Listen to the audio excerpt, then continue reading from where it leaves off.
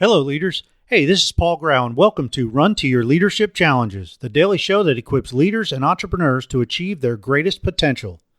This show is sponsored by Current Leadership Coaching, and they help entrepreneurs excel as leaders so they can create super teams.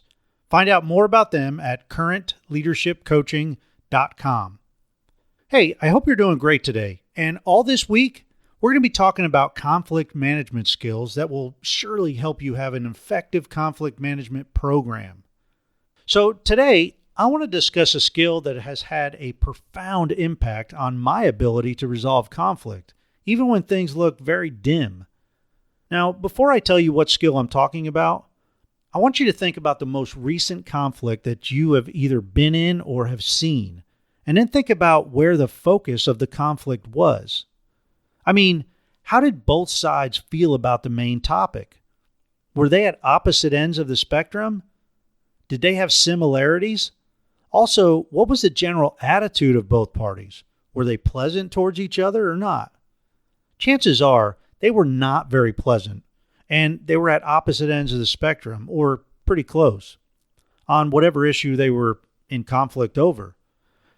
And that is why conflict is so difficult to resolve. Instead, here's another angle that you can try. I would recommend that you uncover things that both sides agree on. This could be anything from how nice or miserable the weather is, to a sports team, to kids, or the fact that you both like camping, to whatever you can think of. It doesn't matter. Because if you can agree on anything, it gives you something to build on, because now you have proved that you have a connection with the other side, and the fact that you can agree on something. So let me give you a quick example of when I first discovered this bit of magic. The team that I just took over leading was having some major issues with another team within the organization. I had inherited this major conflict, and it was having a drastic impact on both teams' overall productivity, and was not satisfying the customers that we both served. This had been going on for about 4 years prior to my arrival. Yeah, you heard that right. 4 years of conflict. And when I first heard about this conflict and was given the background on it, I started offering an outsider's point of view and recommendations. Well, everything I mentioned was followed up by my team members as saying, nope, we already tried that, and they are just unwilling to cooperate. I mean, almost every idea I had. So then I started asking about who was in charge of the other team. And I quickly realized that I had met the leader a few days prior to that. And he seemed very nice. My team all laughed when I told them I thought he was nice, but I said I'd go to his office and talk to him about this conflict.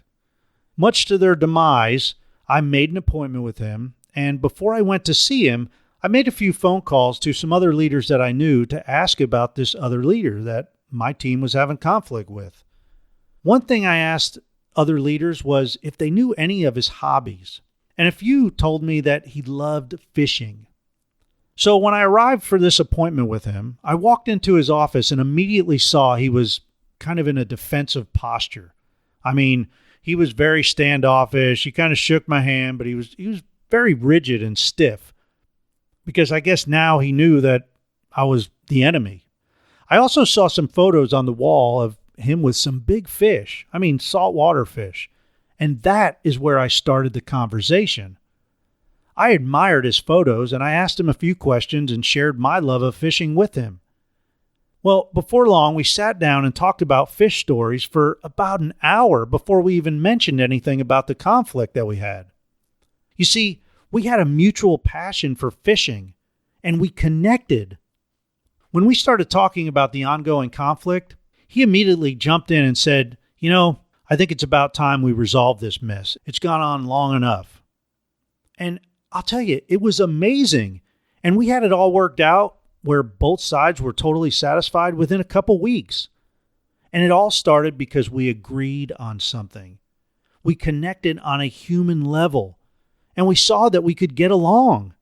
We saw that we weren't this evil other side. Now, I'm not going to say that all conflict will be resolved talking about fish stories, but I can share many other stories just like that one where I connected with the opposing side and things went very well in the conflict resolution. So with all that said, if you're dealing with conflict and you just aren't making any progress, try to focus on a few things that you have in common with the other side.